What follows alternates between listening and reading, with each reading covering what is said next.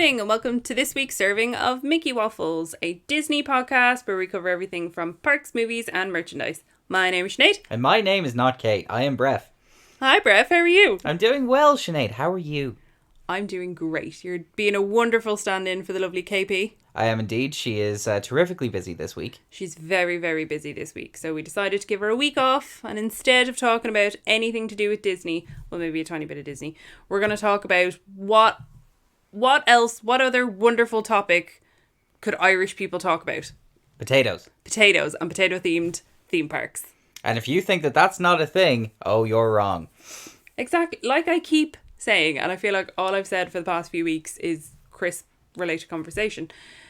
We, as a nation, take our potato-based snacks very seriously. You've been very high on the crinkle content in recent weeks. Ooh, crinkle cut chips will make you smile. Exactly.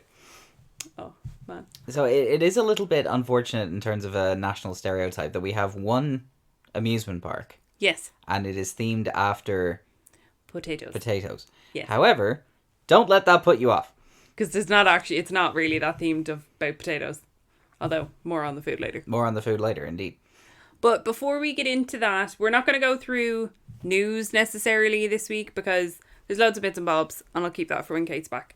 But two things I did just want to update you on. First and foremost, the glorious Hocus Pocus Spirit jersey that I mentioned last week. You are a really big fan of it, and truth be told, so am I. I think it looks fantastic. It's so pretty, and I also got full backing from the lovely Chloe that my description of the bottom of it being Maleficent green was very on point. Thank you, Chloe.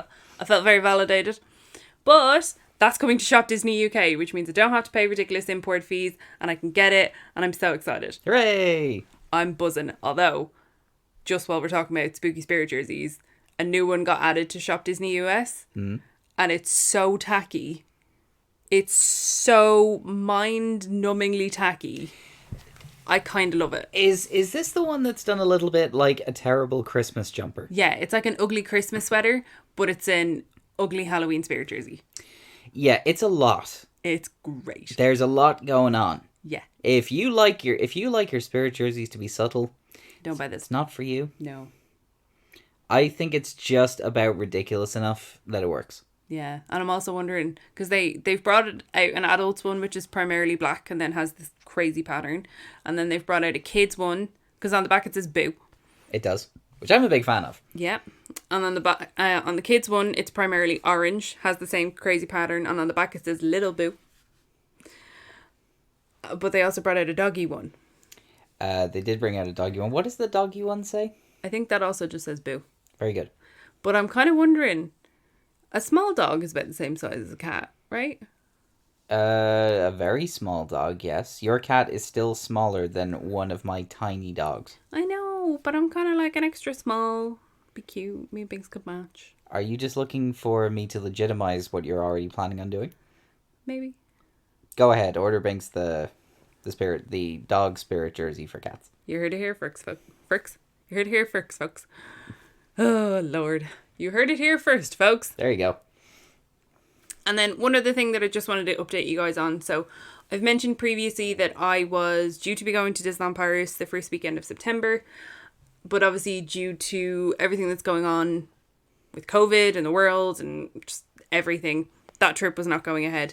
So I've had heard some horror stories from people being stuck on the phone on hold to Disney for hours on end trying to get through to change or cancel or make any amendments to bookings. So I've honestly kind of put it off as long as possible. However, the balance of my booking was due next week, so I kind of figured I should probably do something about that.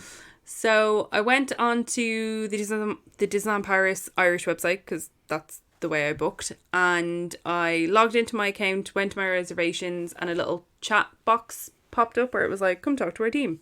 So I did. And I was like, here's my reservation number. I want to cancel.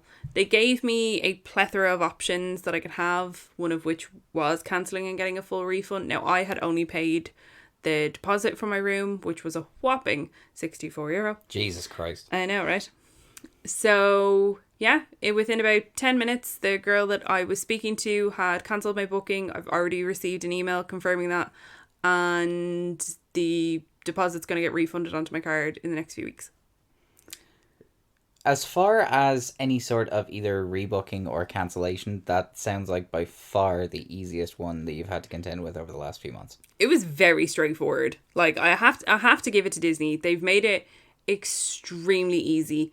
So if you are listening and if you have a trip that you have booked that you need to either change or move or cancel or whatever it is that you want to do with your booking, honestly, I'd recommend doing it through the website and doing it via the chat thing, because it didn't cost me anything. And if you ring DLP, you have to ring the French numbers, particularly if you're booking it with an annual pass, and it can get expensive. So do it this way. Save yourself some money and save yourself a whole load of hassle. Top tip right there. Yeah. So that's everything that I kind of wanted to update you all on. That's been the Disney portion of Mickey Waffles for this week. Yeah. Shall we now talk about some potato waffles? I suppose we possibly should. Yay! So, do you want to give a bit of context as to what brought us to Tayto Park? Absolutely. So, Tayto Park is a place that neither of us have ever been to. No. And we knew that it very much existed. We didn't really know where it was. For those who are curious, it's quite close to Ashburn and Meath. And it never really seemed like it was going to be this big thing. I think that every Irish person has this kind of endemic thing that if there's an Irish version of something, it's probably shite. It's probably shite. So, and I think that a lot of people have kind of called back things to like old Mosney parks or things like that are just no good. And because of that, you're really not expecting all that much. You hear like little things about it and that, oh no, it's attracting a lot of visitors and X, Y, and Z. It was never really something that certainly I was that interested in going to. However, my sister, Lucy, is an annual pass holder. She is. For Tayto Park, as are all 4 of her kids. Yes. So, as it happens, yesterday as we record, so July 28th, is my eldest niece, Alex's 12th birthday. How old do you feel? Ancient. I was 19 when she was born. Yee. I had hair and no beard. I will probably put a photo up on the Mickey Waffles Instagram to verify this. Cool. I feel so old now. Yeah. My eldest niece is going into secondary school next year. And she's going to be a teenager. And she's going to be a teenager. Now, for context, should probably let you guys know. So, as myself and Sinead got invited along at Alex's request to go to Tayto Park. Yes. I got in on the family pass because I'm 16 years old. Yes. Yes. Ignore what I just said about being 31 theoretically. I am 16 years old. Yes. You know, bald with a reasonably developed beard and crow's feet and so on and so forth. Mm-hmm. As all 16-year-olds are. Mm-hmm. So I got in. I got in under that. You bought a ticket by yourself. I did. So the way now, again, we've never been before. So the way you do it now, anyways, is that if you're just booking a ticket, you go on, you pick the date that you are going. They are monitoring capacity. I don't know what the capacity they're letting in now versus previously. I don't know what the difference there is like, so I don't know exact numbers. But I have seen dates, so I looked, and the rest of this week is completely blocked out. So it's at capacity for the rest of this week. You can't make any other bookings for it. So I went on and I booked my ticket, and I went for the entry and all access wristband, which is kind of like the highest level of ticket that you can have, and that was a whopping $36.50. Which realistically wasn't that bad. No, I think that's fine. Like, it means there are, and it's one of the questions that we got, there are various different like tiers of entry that you can get, starting from €18 as kind of an adult or a child. There are also tickets available for senior citizens, for people with special needs and their carers, stuff like that are a bit cheaper. But the kind of standard base level one for adults and kids is €18. There's no kind of age distinction. Mm-hmm. Unless if you're less than 2, then you get in for free. You can't go in many rides though. No. Although there was a newborn in the queue. Yes. There was. It was a teeny tiny baby. Looked properly excited about his Christmas. Yeah. So for the €18 one, you get access to the grounds, so you can walk around. They have loads of animals. There's a zoo, so you can kind of get to like walk around the whole thing, but you don't get to really go on anything. No. So it really does seem like the top tier price is the one that you actually kind of really want. Wristband access isn't really... A lot of things require wristbands. Yeah. So there are then 2 different kind of tiers that give you wristbands. So there's the entry and Eagle Nest Zone wristband, which is €33. So that gives you access to the zoo, the Eagle Nest Zone, World of Raptors, which I don't even think we saw. It was certainly there. I just don't think we went there. Okay. Fawcett Circus, and then it says it's suitable for our little adventurers aged 6 and under. But if you are somebody that doesn't really care about going on rides, might be an option for you. Or then there's the one that I went for, which was the 3650. So there's only really 350 in the difference, and that gives you access to everything. Yes. For the sake of 350, if you were unsure, I would just go for the... It's a bit less hassle, to be honest, because especially a lot of the places that do require specific wristbands or the all-access ones, it's not massively clearly marked. Yeah. You really need to be looking, or you need to have a chat with the person attending the queue of the ride. Yeah, absolutely. So, yeah, so I just booked my ticket. They sent me an email, and then I just had to show the email when we went through. I know from speaking to Lucy, so Breffni's sister has an annual pass. The way they do annual passes with Tayto Park, you can buy an annual pass for a certain amount of people. So Lucy's specific annual pass is for 6 people. And the way they're doing it at the minute is that she would go on through kind of like an annual pass booking system, similar to what DLP are doing. And you put down a deposit of €5 per person for the day that you're going. So Lucy had put down a deposit of €30 because there was 6 of you going through on her annual pass. Mm-hmm. And then they were refunding that once she'd gone through to make sure that people weren't just bulk booking out days. So similar to what we've mentioned about what DLP are doing, where they are, if you have booked a slot, you don't go, you don't cancel it, they then freeze your pass for 2 weeks. So just a different spin off it that Tater Park are doing. Yeah, exactly. Again, because we went with Lucy and Lucy has her annual pass, I was able to go through the AP entrance, and then Lucy showed her booking, and then they just kind of added mine on, and then we got our wristbands, which were a lovely day glow orange. They certainly were. You did seem to be a big fan of them. I mean, I do love orange.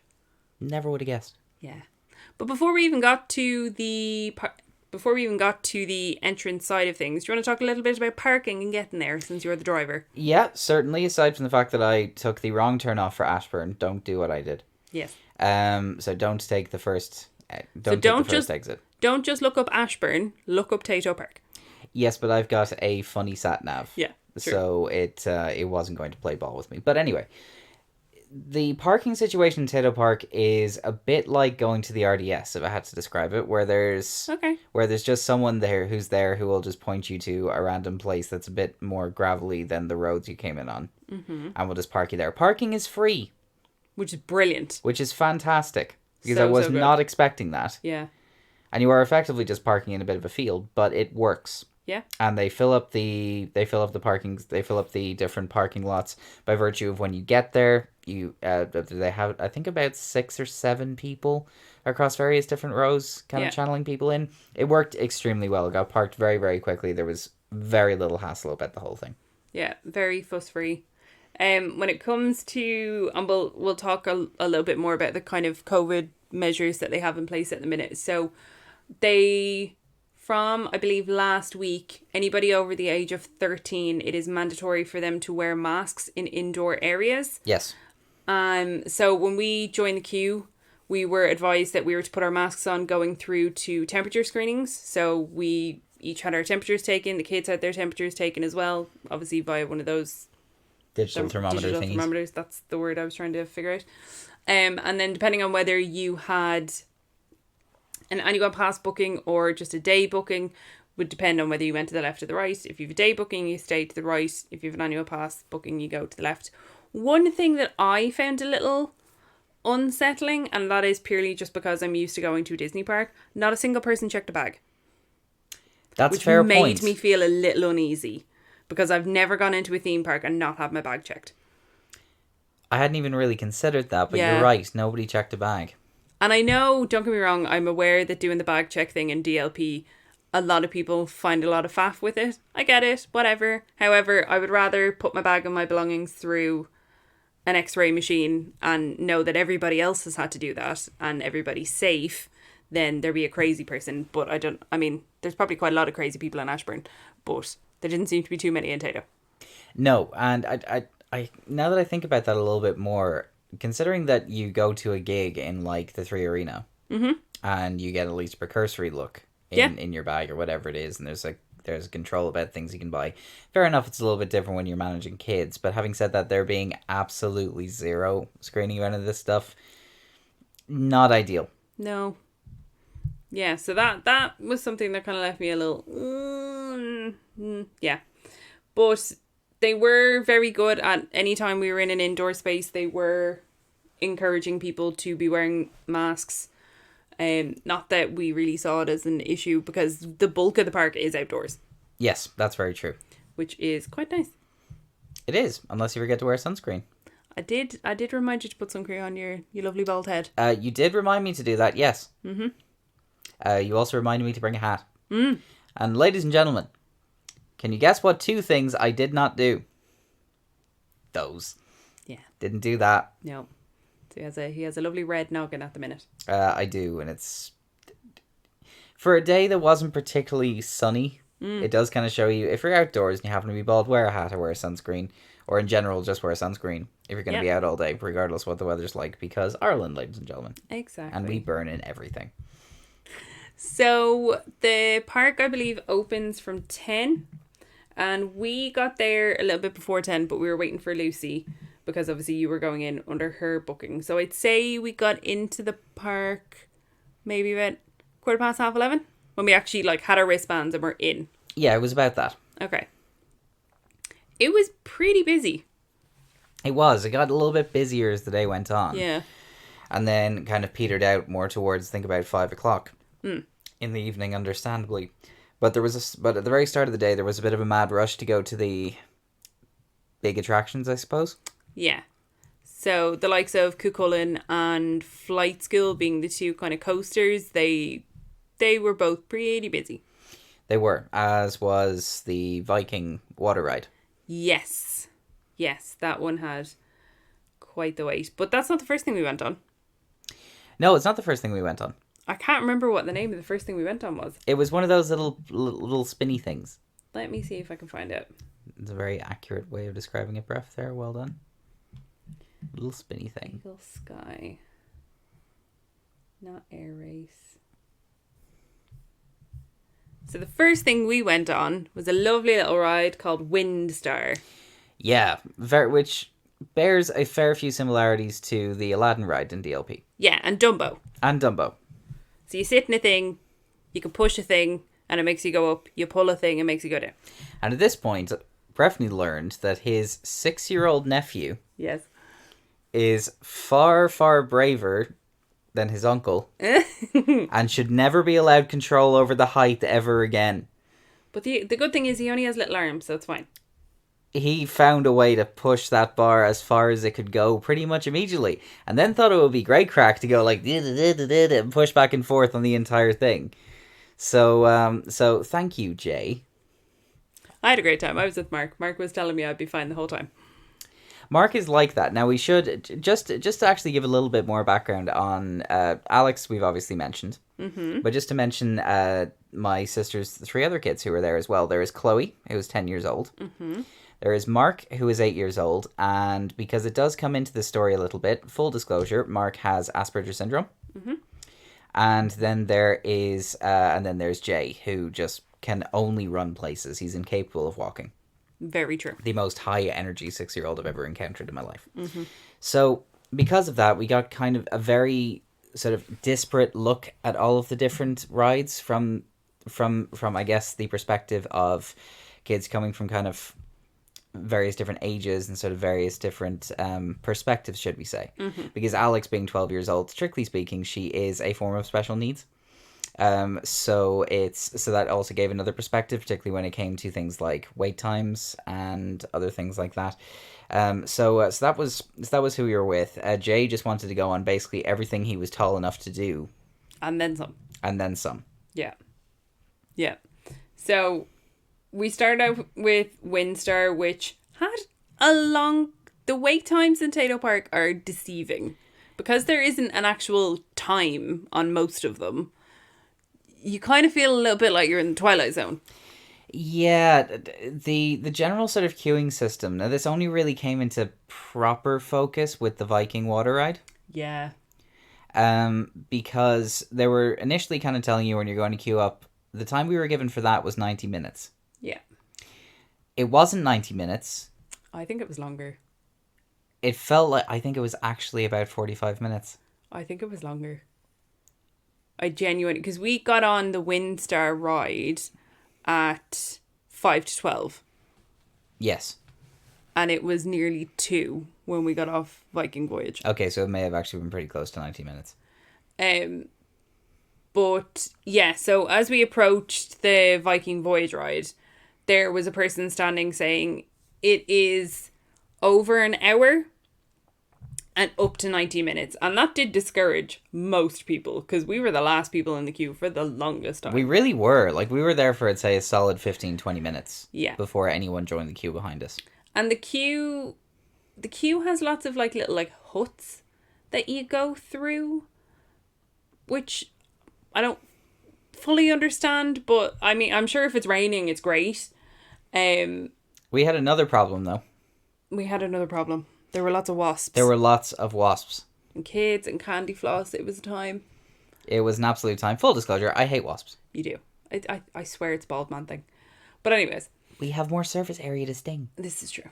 But so we were in the queue for the Viking ride. And when we joined the queue, we were told to wear our masks, which is entirely fine. The queue was predominantly outside. Social distancing wasn't great in a lot of the queues. No. To be perfectly honest. There were, I'm assuming there was more space than there would have been pre-COVID. But there definitely was not 2 meters between people in any queue. Absolutely not. And while there were some markings on the ground, most of them had been worn away. Yeah, there weren't the big yellow, like it was not clearly marked out. There was nobody in the queue managing social distancing. So there was that one person at the front just telling you, this is a really long wait. Maybe you shouldn't do this. And can you please put your mask on? Half the adults were, it was very limp-wristed approach to having people wear masks. Yeah, it wasn't great. The initial directions that you were given, grand, perfect, laid everything out fine. The actual enforcement of it, however, in terms of consistent enforcement, was really quite poor. It's pretty much non-existent, actually. Yeah, which was not ideal. So we queued, I'd say we probably queued at least an hour for Viking Voyage. Which was fine because it was a really, really fun attraction. But it's a very, very slow loader. You can only load 6 people at a time.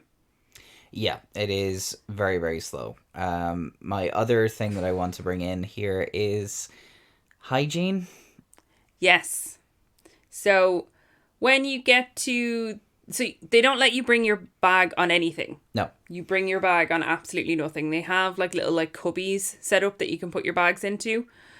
And when you get to the start of the queue, when you get up to the front of the queue and you're kind of next to get loaded onto the ride, everyone is told to use hand sanitizer and they have hand sanitizer pumps there. Grand. At no stage did we see them wiping down attractions. So whilst I get that they are encouraging people to use hand sanitizer, it wasn't mandatory for people to use hand sanitizer. It was just very heavily advised. Mm-hmm. But at no stage did I see them, or did we hear that the ride was being stopped for them to kind of deep clean them or anything like that. So I don't know. Yeah. For most of the rides, it was largely fine. You could see them occasionally doing something, maybe. The Viking one was a particular concern, if nothing else, just because rather a lot of water happens to get in those little boat things. Oh, Jesus, yeah. And when you're kind of looking in at a time when realistically you kind of need to have everything as sparkly clean as possible, when you're already going to be sitting in a pool of water on your seat, that's not the world's greatest from a hygiene perspective at the moment. Yeah. Yeah. And when you get into the like little loading building, because you don't have to wear your masks on the rides, they don't make you wear masks when you get on the ride. Yeah. Which, again, seems a little... Again, it kind of goes back to the whole kind of limp-wristed approach to enforcing the new COVID restrictions. But what did you think of Viking Voyage? Because you were sat right up the front. I was, at Mark's insistence. Now, Mark happens to be probably the most conscientious person with Asperger's I have ever met. Mm-hmm. And he is enormously concerned about partially winding you up and partially reassuring you, depending on what mood he's in. Yes. So he knows that I'm not particularly gone on roller coasters. Mm-hmm. So he was describing to me what was going to happen throughout the entire ride, because he's been on it a bunch of times before. Yeah. So he was very gently encouraging me to be like, no, we just have to go up this little slope. It's only a little slope. You know, when I said it was little, it's not. It's a good bit bigger than that. And there's a bit of a drop here now. It's nothing to actually know. It's a huge drop. Won't go easy. Yeah. So he was great, but he was very insistent on sitting up at the front. I had forgotten to factor in one thing here. Yeah. Weight. Yeah. My nephew is 8 years old. I weigh substantially more than an 8-year-old. Yes. And as such, when there's rather a lot of water, the ponchos they offer you, might I recommend them? Yeah, it's €2 for a poncho. However, when we got to the little hut that sells the ponchos, they were out of ponchos. Gone. They were gone. And that was, again, just before lunchtime. Yeah, and considering that they were very readily available in the flight school building, I think that could have possibly been better organized. Yeah. But nonetheless, I got absolutely soaked. Mm-hmm. More so than I think anybody else that I saw coming off that ride at any point. I was drenched. Yeah. Mark wasn't. He was having a great time. Mm-hmm. I really enjoyed it. I generally don't mind water rides for whatever reason. I don't have the same fear that I do with I suppose pure metal roller coasters. So it was really, really fun. And I would definitely recommend it. It's about 7 minutes or so. Yeah, it's quite long. It's quite long. You go backwards for a decent proportion of it. You drop backwards as well, which was a weird feeling, but really, really fun. Yeah, I'd give a thumbs up to this. Yeah, I really enjoyed it. When I compare it to anything to do with Disney, I purely mean in its kind of basic form. I don't mean anything to do with theming. So I would it's somewhat akin to Pirates of the Caribbean mixed with Splash Mountain, purely in ride layout. I in no way, shape or form mean theming, because it tried to do something with the theming. It managed it in the queue. And it got about 60% of the way there. But again, I feel like it's not really fair. And it's one of the questions that we got asked was, how does it compare to Disney? I don't think it's fair to compare them, because in my mind, this was an amusement park, not a theme park. And Disney is a theme park, much like Universal are theme parks. Whereas Six Flags is an amusement park. So the theming was a little lackluster, but the drops were real fun. So you go up and through a big giant Viking mask, and then you drop, and then you go up another big kind of climb, and then it turns the boat, and then you shoot down the other side backwards, which was hilarious. And then you go up a real big hill, and then you go down a drop hill that is not quite as big as the drop hill in Splash Mountain, but it's not far off. It's not small. It's not far off. It's pretty big, and that's where you get utterly drenched. I was already pretty wet before that. It was a time. It was really fun though. It was really fun. You just spend the entire time laughing. If I had to make one change to this ride, I'd add music. Yeah. It really missed it. Yeah, I agree. It didn't really create an ambiance, shall we say. I'd also... They have... I'm going to call them team members, because that's what Universal calls them, and I feel we're calling them cast members. But they have, like, Tayto team members. That's what we'll call them. Dotted around the ride. Basically, I assume to make sure that people are sitting down and not being dickheads. But, again, and it's that kind of... that Disney thing that you get used to. They're just wearing generic Tayto Park outfits. Whereas if they had themed outfits that went along with that attraction, it would be better. And it would kind of keep you in that world that bit better. Do you know what I mean? It wasn't quite there for me. Yeah, but then again, we are looking at sort of a very different thing, particularly in terms of the budget that Tayto Park operates on. There are many ways that they can improve what it is they have in terms of that world building experience. Yeah. However, for what it was, really quite good. Yeah. So, what do we do next? Went to flight school next. We did. So, flight school is kind of like a very condensed down version of Slinky Dog Dash from Hollywood Studios in Florida. And again, I purely mean that in the actual mechanism of the ride, the layout of the ride. It's a family-friendly coaster that goes a little high, is a little thrilling, but is overall totally fine and a bit gas. But it's a very short coaster to the point that when you do go on it, you loop the track twice.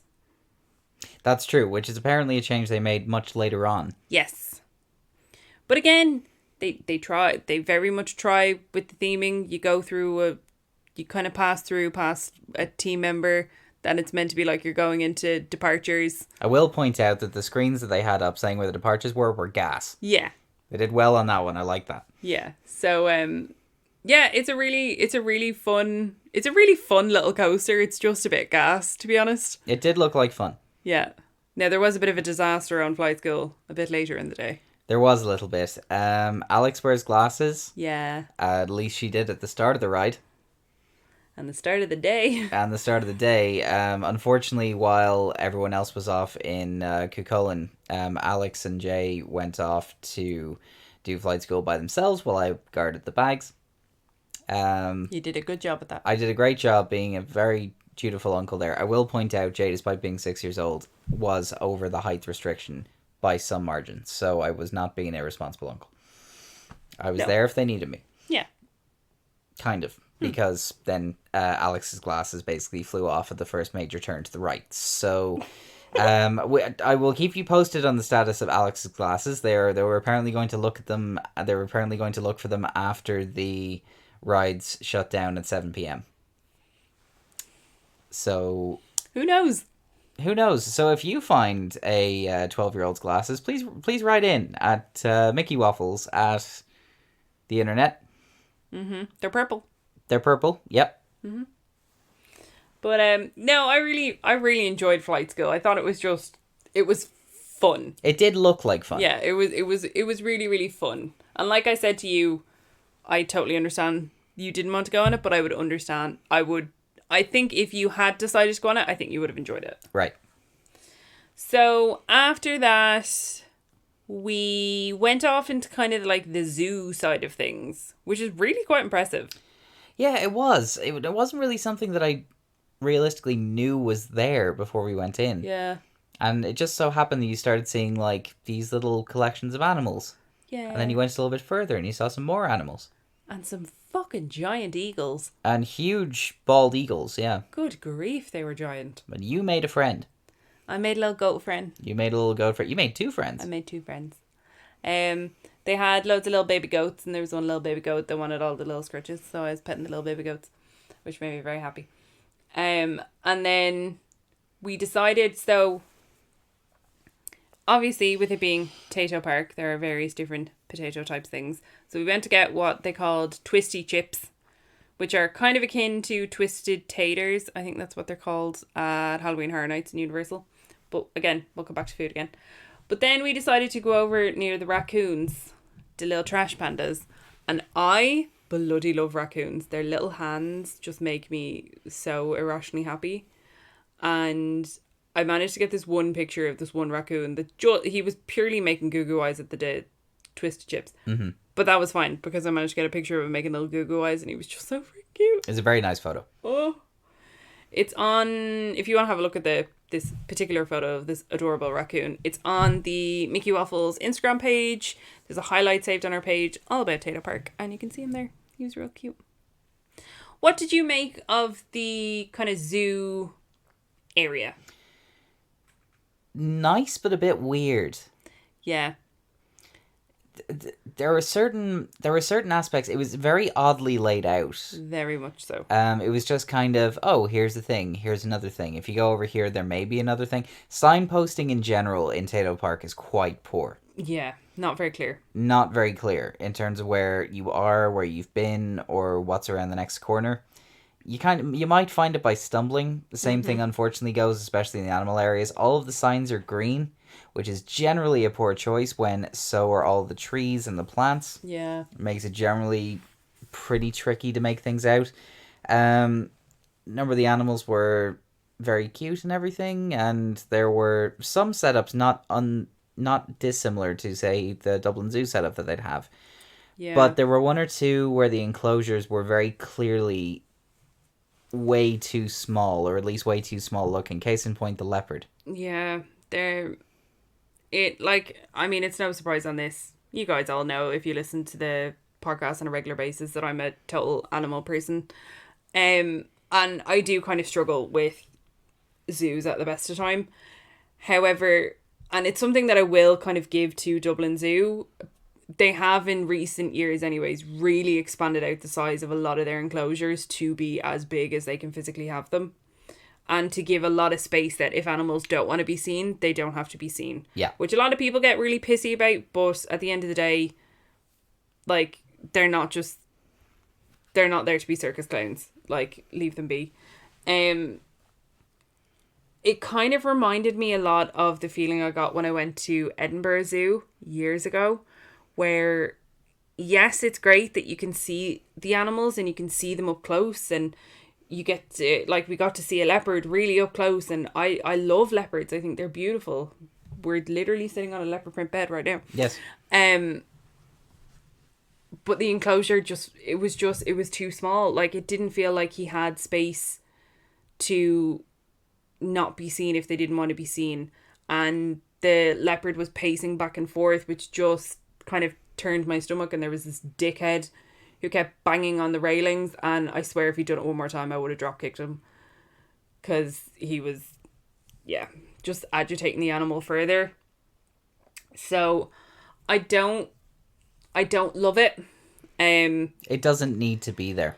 No, it doesn't. Like, yes, it's nice that there is a bigger kind of walk around area, and yes, having a lot of those kind of, like, quote unquote, like, farm animals, like the enclosure for the farm animals seemed really, really big. No, that was huge. They seem to be having a great time. And even when you drive into the park initially, you pass loads of cows and bison and all these big animals on the way in, and deer and everything, and again, they seem to have quite big amounts of space.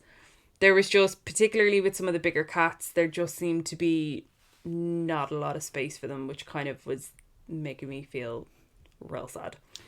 Yeah, I think that perhaps a few less animals with bigger enclosures, if you have to have those, would have been a big improvement. But it was nice to see some of the animals, and I've no doubt that Tayto Park does a very good job in caring for them. Yeah. But it's still not fantastic. Just made me feel a little uneasy. But once you get out the other side of kind of the zoo area, there's like the more kiddie friendly area of the park. I mean, yeah. It's also where the larger sit down restaurant is. Now, we did not go in and eat there. We will cover food in a little bit, but we went to one of the quick service areas, so we can't really talk to what it's like. The building looked really nice. I know I saw a big poster saying that they served pizza, but we didn't really go in, so I can't attest to what it was like. From what I understand, it seems better than the sit-down service available at the zoo. Well, yeah, fair. Which would be kind of the closest thing I can... Yeah, true. Very true. It's better than that, apparently. Fair. I like it. So yeah, we went over to the kiddie area. Jay specifically wanted to go on a little horsey ride. This was daft. They're so ridiculous. This was absolutely daft. So it's a little motorized... It might as well be a train.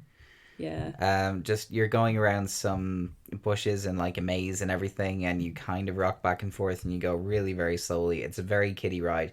Jay really enjoyed it. He did. He really, really did. He had a great time.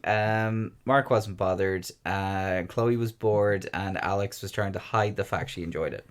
Yeah, basically. It was very cute though. It was very sweet. Yeah.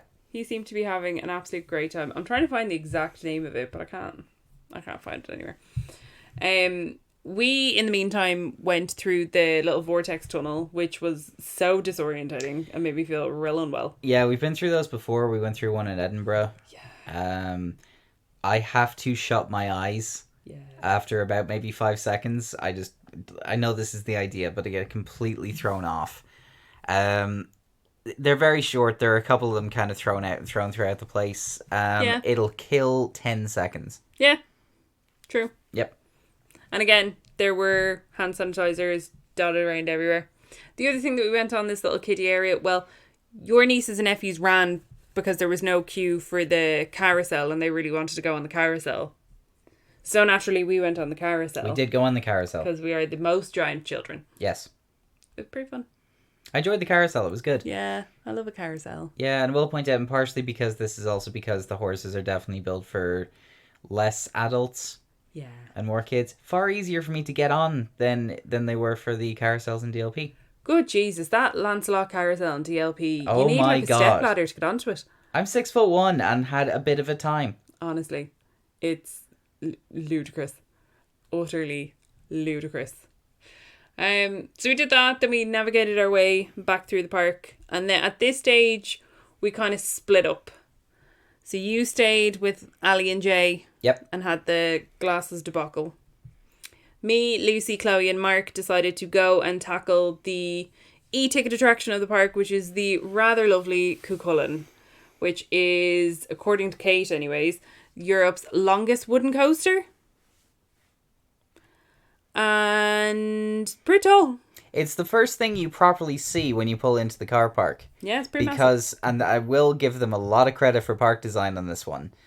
The drop is right by the car park where you'd be queuing up to go in through the main gates. Very, very smart. Yeah. So Cuchulainn, as I mentioned, is a wooden coaster. It's very smooth wooden coaster. I have to give it to them. My only critique with Cuchulainn is that they were only running one train at a time, which meant the queue was unnecessarily long. You could see that there was a second train, so I don't know if there was an issue with it or anything like that, or if because the park is at a lower capacity, they're just not running the second train. But if you have the capacity to have things running more frequently, why would you not? Because it means more people can experience it. But I do this thing where I generally am always wearing my Fitbit, and if I'm going on a thrilling attraction, particularly for the first time, I will usually set it to think that I'm going for a walk, some form of exercise, that it'll specifically monitor my heart rate for that particular period of time. My heart rate got up to 116. Right. Which I can only imagine was probably on the big massive drop, because the drop is real intimidating. It kind of reminded me of, but nowhere near as bad, Rip Ride Rocket from Universal. Because it's a very steep climb followed by a drop that kind of loops in under itself a little bit. It does a bit towards the end, yeah. Yeah. So it's very thrilling. There's no loops or anything in it, but you are very much on your side at certain points. There's quite a few other drops within it. It's a good roller coaster. It's really, really fun. Kate's description of it being around Big Thunder level, I feel like is slightly misleading. I don't think that it's around Big Thunder level. I think that might, I don't know, kind of lull people into a false sense of security, for lack of a better way of phrasing it. I can't actually think of a Disney coaster that I would compare it to, because it is quite different. But it is really fun. Would definitely do it again. Would probably only do it once every time I go. Yeah. It's not something that I would actively be like, I want to do it again. It's also not something that you ever saw anybody, as soon as they finished, rushing back to join the queue again. No, definitely not. So that's I nearly forgot the best part. What happens when you leave, Breff? Oh, This is something that I will give them a lot of credit for, and it's something that is remarkably straightforward. When you're leaving, you get a pack of Tayto. Honestly. What a cracking little thing. They send you out through the gift shop. There's any amount of Tayto tat you can possibly require. All of the Tayto tat. All of the Tayto tat, and do you know what? It's grand. It's absolutely grand, and then you're off on your way. Mm-hmm. So I posted on the Mickey Waffles Instagram page that we were going to do the review of Tayto Park and if people had any questions, and a bunch of people had questions. So we'll go through these. So first and foremost, Jessie R. Doyle asked, how was Cuchulainn? Cuchulainn was good. Cuchulainn was intense. I would not recommend that Breffni go on Cuchulainn. Breffni is not going to go on Cuchulainn. If you have a sensitive stomach, I would say don't eat a whole lot before you go on Cuchulainn. Again, there are no loops in it, but one of my biggest fears is heights and falling. So there are moments, roller coaster for you. So there were moments where it wasn't quite great for me. But that first start bit felt and gave me kind of the feels of being on Rip Ride Rocket in Universal. So honestly, that's probably the closest thing I would compare it to, but just on a much smaller scale, and it's a wooden coaster. So make of that what you will. The lovely Sandy from Glitter and Bows Ireland has asked, what is the food offerings like? Is it all quick snacks, or was there somewhere to sit in and eat? So like we mentioned, there is, I think it's called the Lodge Restaurant. The Lodge Restaurant, I think, yeah. I think. That is available over by the kiddie bit. We just didn't eat there. No. But we did go to, I think it was called the Argentinian Grill. Yeah, something like that. Why? I have no idea. There was no Argentine food available. No. But what did we get? Well, there was a very nice variety of things, actually, for what's ultimately a quick service thing. Yeah. Including probably the most impressive thing that I really wasn't expecting. There was a vegan burger available. There was a vegan burger, which I got, and it was pretty damn tasty. Yep, and you did have to wait a little bit for it, but you would always rather that. Yeah. So the queue for the food did take a little... I mean, the queue for the food was no longer than the queue for food in TLP. Let's call a spade a spade. So we ordered... You got a hot dog meal, which came with chips and a drink. The chips are similar to the chips that you used to be able to get in the Lucky Nugget. I really liked them. Yeah, they're very, very good. So you got a hot dog meal. I did. I got the vegan burger meal, which, again, came with chips and a drink. Then... Chloe wanted a kids meal which came with kind of like some chicken goujons. Yeah, chicken goujons and chips. Basically. Basically. And then you could get either water or juice. And then we got an additional little tray of chips and an additional Fanta. Yes. So all of that, and again, because Lucy has an annual pass, she gets discount. But all of that food together with the annual pass discount came to $25.96. We've paid that. We've paid more than that with an annual pass discount just for 2 quick service meals for us. Yes, we have. And the food quality, in all fairness, was significantly better. Yeah, the food quality was very, very good. They also had, you could have whatever amounts of ketchup, mayonnaise, salt, vinegar, anything you wanted. I did find it a little weird that they were just kind of left out free-flowing, so anyone could grab and touch anything. And there was a bit of that. There was someone. Odd. There was someone who was enormously fond of taking the vinegar packets. Yeah, which was a little strange. A little disconcerting. So yeah, I did have to... With the vegan burger, they had, from what I could see anyways, they have a separate grill behind the main grill where they cook the burgers and the hot dogs that they cook the vegan ones on, which is good. Always appreciate when places do bother to cook things separately, because unfortunately not everywhere does. So did appreciate that. There was a couple ahead of us, there was a family ahead of us that had ordered 2 vegan burgers, so they had taken those. They seemed to only cook 2 at a time and cook them as and when they're needed, which, to be perfectly honest, is totally fine, because it meant that my burger was super fresh, but I did have to wait a little bit of time. You did. So I don't know what brand makes the particular burger that they use. It wasn't branded anywhere, so I have no idea. It did seem to be a beetroot bun, but it didn't taste like beetroot, mercifully. And then it had lettuce, tomato, and raw onion on it. I'm not a fan of raw onion or raw tomatoes, so they came off. But the burger itself was pretty dang tasty. Yeah, and I will give a lot of credit for that hot dog. Yeah, The was it quality, nice? the quality of the hot dog was good. The bun was literally fine. Gave me onions on it as well. They were a lot fresher than I expected. Okay. And again, the chips were good. So thumbs up for that, to be honest. I was very pleasantly surprised by the quality of the quick service food. Yeah, it was really, really good. And again, I think value for money, really, really good as well. Yeah. Also, very, very key thing. The fridges throughout Tayto Park, Oh, they work. for all of the drinks, They work. are set very low. This is a good thing. Yeah, yeah. Although I will say, rather annoyingly, the only place that you could get Coke Zero was in the gift shop. Yeah, that's true. It was advertised everywhere. Which was annoying. But only the gift shop had it. Yeah. And then the only other food item that we acquired, Lucy got a coffee at one stage, the kids got candy floss, which they were all very excited about, was I really wanted one of the twisted chips. So they're massive. There is, again, picture on the Instagram page under the Tayto Park highlight. You can see how big they are. It was like half the size of me. They were very big, and you could get it either in classic Tayto cheese and onion, salt and vinegar, or sour cream. And they were €3. Yeah, it was €3. They were delicious. I tried a bit of yours. I didn't Yeah. get my own one. Because I'd eaten literally all of the chips maybe about an hour beforehand. I would have loved to have tried the sour cream and onion one. Yeah. I think I'd try that one. I think whenever we go back, because we're we're definitely going to go back. I think you get the sour cream and onion one, and I'll get the salt and vinegar one, because I really want to try the salt and vinegar one. Yeah. I want to see if it's like proper burn your mouth. But they were super tasty, and I think well worth €3. Yep, I agree. Totally worth it. So next two questions are from Lisa, and she has asked, how were the queues, social distancing and precautions, and then what was our favourite ride?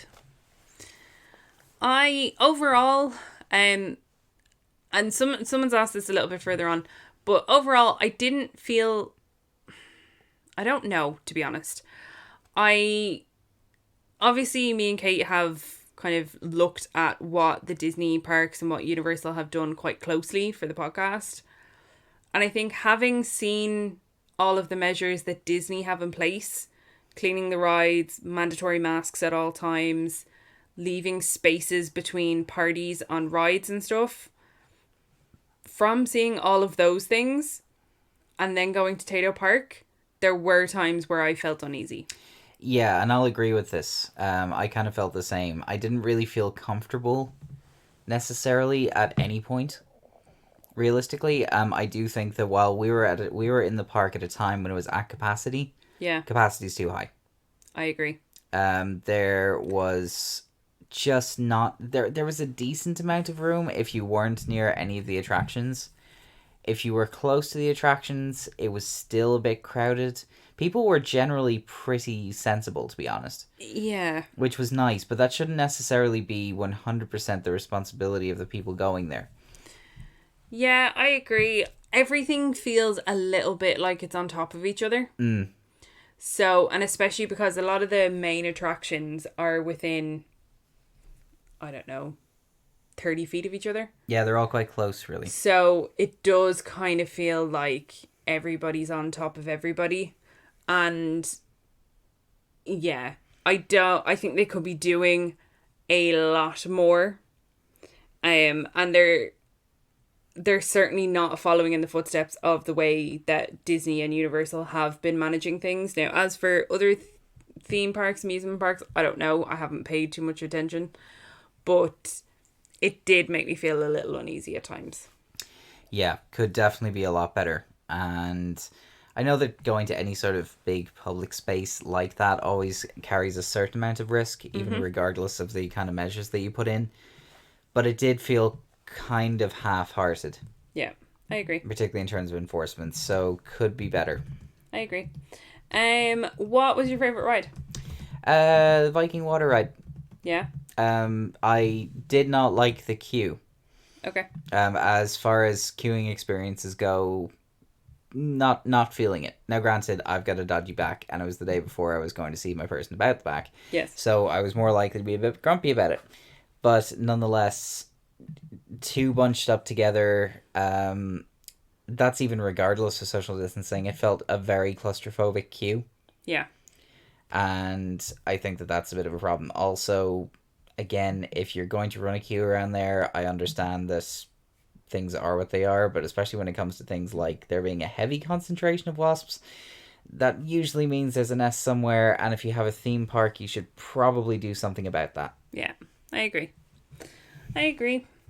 So, next question is from Chris, and he's asked, how does it compare to Disneyland? What are the main differences between Tayto Park and Disneyland? The simplest answer here is it doesn't compare to Disneyland. Yeah. I don't think it's fair to compare them, purely because at the end of the day, when it comes to theme parks, Disney are the be all and end all. Do you know what I mean? They are the top dogs. I'd say the biggest difference between them is that Tater Park doesn't have Imagineers. So that kind of thought process and that kind of level of detail, like the detail that's put into a Disney attraction is put in because whether it's your first time on a ride or whether it's your 101st time in a ride, you will still notice details, you will still notice little nuances that you haven't noticed before. And I still do that every time I go on an attraction, even if it's something that I've gone on tons of times. I notice something different every single time.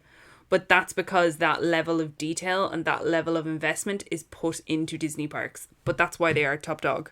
Exactly, but then again, Disney also uses any form of ride or any form of attraction as a way of telling you a story. Yes. Whereas with Tayto Park, that's not what they're interested in doing. No. You're on a roller coaster Exactly. or you're on a water ride for the sake of being on a roller coaster or water ride with some loose theming around it. Yeah. Not the same experience. Yeah, which is why I feel like referring to it as an amusement park is much more accurate than calling it a theme park. Plus, at the end of the day, they are very different price points. Like a ticket to Disney. So I've gone onto the DLP website and they are doing summer dated tickets. So when you buy the ticket, you buy it for a specific day, which is very similar to what you do for Tayto Park at the minute. So the max price you would pay for a single day ticket for Tayto Park is €36.50. For DLP, if you just want one park, it's €79. If you want it for both parks, it's €99. So in some cases, it's nearly treble the price if you want it for both parks. Yep. That has to come into account when you're looking at what you're getting for your money. So I don't think you can compare them. No, you absolutely can't. But for what it is, pretty damn good, I'd say. Yeah. Chloe has asked again about social distancing in general and hygiene on the rides. Hygiene on the rides. We don't know. We don't know. It's not as if that we didn't see people going around and cleaning at all. They did it a little bit on the first ride we went on. Yeah. I didn't see it after that. And there was no period of discernible downtime for any of the rides while they did this. Yeah. Yeah. So not brilliant. Yeah. So next two questions are from the lovely Sam. So the.girl.in.the.castle. Dot? So she's asked if it is worth a trip for someone not really able to do rides, or is it a waste of money? Honestly, I don't know. Because it would be a lovely park to kind of walk through, particularly if you like kind of going through zoos and kind of seeing animals and stuff like that. I know normally in non kind of COVID situations there is also a Tayto factory tour, which I would really like to get to see. Yeah, that'd have been good crack. Honestly, especially, I'm thinking of this specifically because I know Sam. I don't know if it would be worth driving all the way up from Cork to pay €18 to walk around it. I think you'd be better off if you wanted a nice day out and a nice place to walk around, go into Dublin Zoo. Yeah, I'd agree. Actually, in fact, that's a very good shout. Because if you're not going to go on the attractions, then I don't know if I'd bother. Yeah, like realistically, I went on what, 2 of them? 3? I went on Carousel. I went on yes, I guess. So I went on 3. Yeah. I really liked what I was there for, and I really liked that it meant a lot to Alex and the rest of the kids, and it was a really nice experience for everybody. Yeah. So that leaves me with a positive experience. If I was going for the purpose of just hanging around a place and just kind of bringing in the atmosphere, I would pick Dublin Zoo over this. I think it has a much better atmosphere. Plus, Dublin would be easier for Sam to get to from Cork. Also true. And then another question from Sam asked about the different ticket tiers. So if you want to go on rides, you have to get one of the ones that comes with a wristband, because otherwise you're literally just wasting your time, to be perfectly honest. Yeah, like, again, the types of wristbands that you require are not terrifically well called out. But you can pretty much universally assume if it looks kind of cool, you probably need a wristband. Yeah. And even if it doesn't look all that cool, you still probably need a wristband. Yeah, and the two ticket types that come with wristbands, there's $3.50 in the difference. I would just go for the higher one, unless you are specifically there with tiny kids that can't go on any of those taller rides. But yeah. So another question from Megan Loves Disney. What was the big roller coaster like? She is dying to try it. Cucullin was intense. Yes. Cucullin was very intense. Very fun, but very intense. And my eyes were very much watering by the end of it. I was very glad that I was wearing waterproof mascara and no eyeliner. Entirely fair. Yeah, it was intense. It is also entirely doable for 8-year-olds. Yes, very much. Who decided to do the opposite of what he did with me, presumably because he knows what side his bread is buttered. He decided to wind you up. A little bit, yeah. A little bit. I'm very proud of you, Mark. So then another question from Miss McTavish, which is Joe. Was there ever a point where you were concerned about not being able to social distance? Depends what you consider concerned to be. Yeah, like in the queues and stuff, you could kind of see mercifully, because we were there with so many kids, they kind of spread out. Yeah. Now obviously we would keep them back far enough away from people, but also most people didn't go too close to them. So to be honest, it always felt like we had loads of room in queues. Yeah, with one or two exceptions. But, okay. And that was just for me because I tended to stand towards the back anyway. There were one or two just times when either the people in front of us or the people behind kind of stepped back or stepped forward and just felt a little bit too close. But that's about it. Beyond that, everyone else was honestly pretty decent. Everyone kind of knew what everyone was doing. Yeah. Jacqueline Spencer has asked, how was it in terms of social distancing and crowds? It seemed very crowded. Yeah, I do think that the big issue here is that their total capacity for the current situation is too high. Yeah, I think it's too high. Because over kind of the other side of the park where there's kind of like the more kiddie area with a lot of the more kiddie attractions, you had to queue to even get in there, let alone to get on any of the attractions. You did, yeah. Because we went to go just have a wander, because again, we've never been before. And there was a queue just to even get into that area before you would even get near a ride. So that was a bit intense. Mary Flourish has asked, are there many rides that are not roller coasters or are not heights for special needs 18-year-old to go on? I don't know if we are equipped to really answer that necessarily. No, I don't. I wish we could answer that question, but I don't think that we'd be able to be as informed enough to be able to make that call.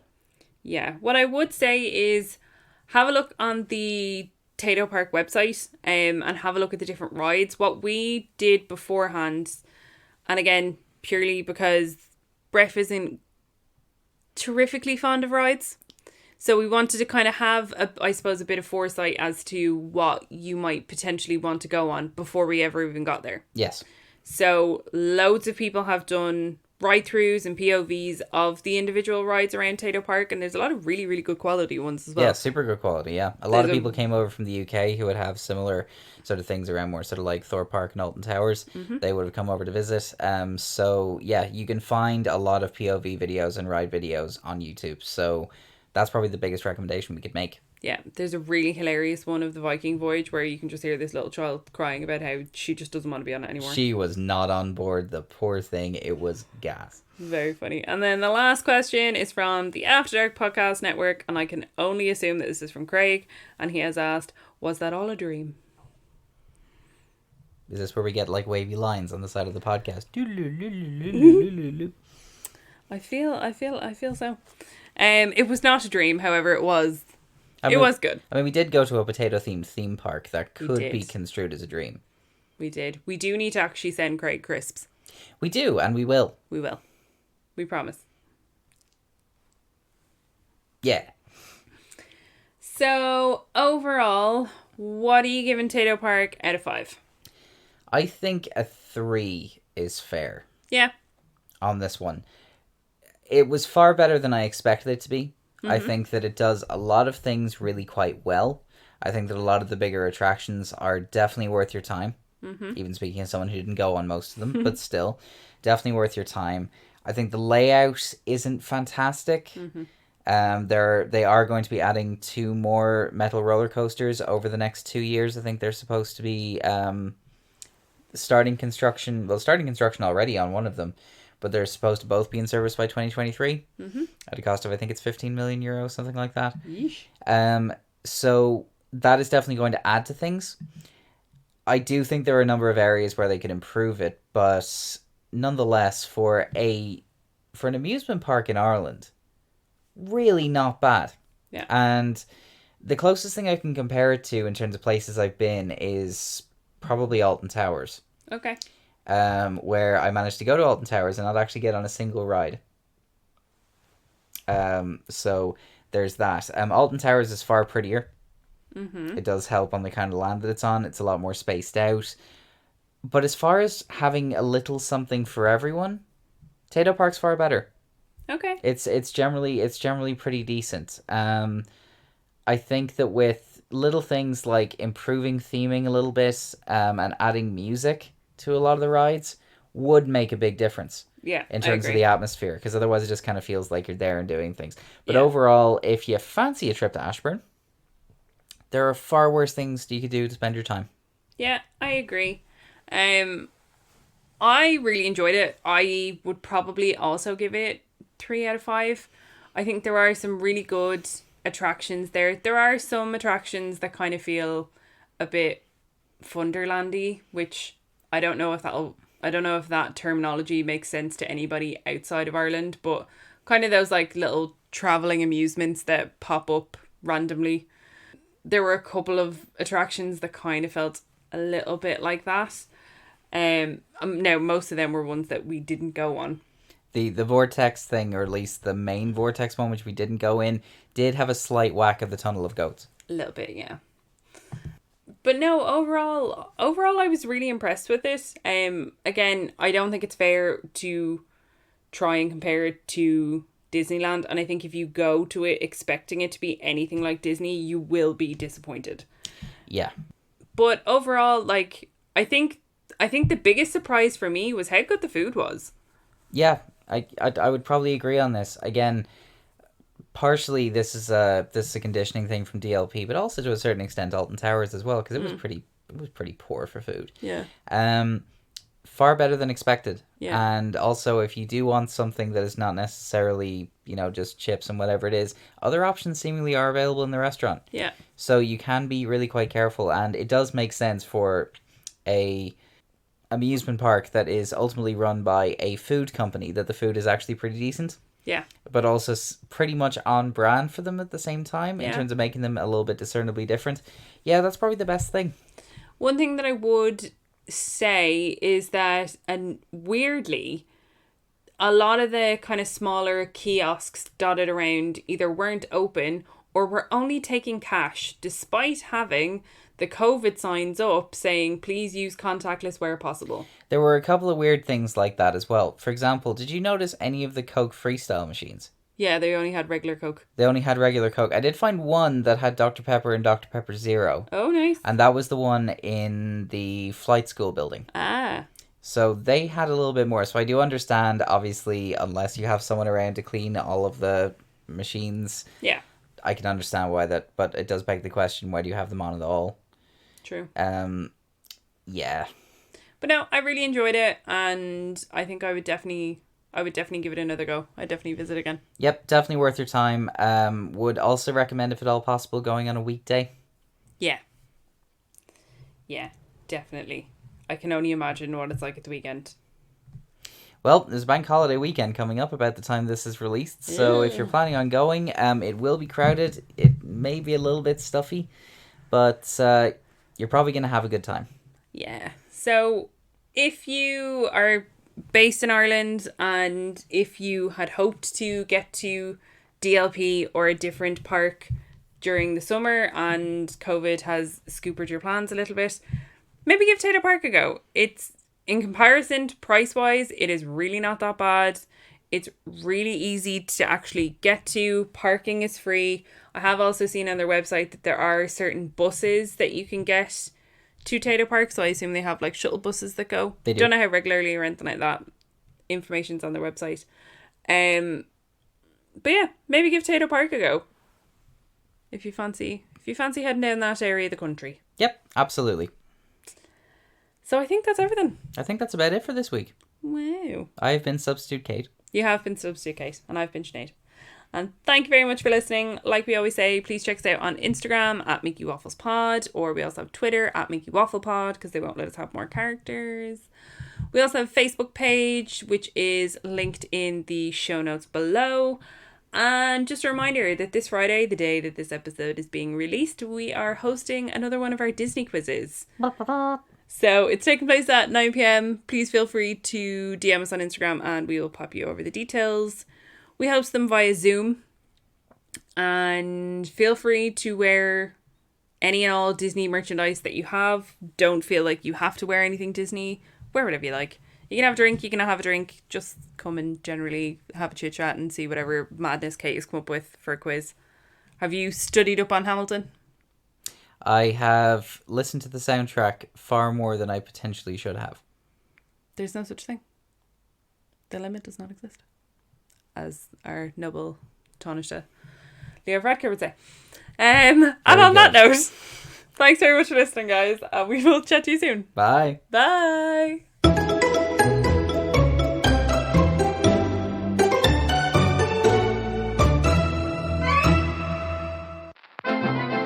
This podcast is part of the After Dark Podcast Network.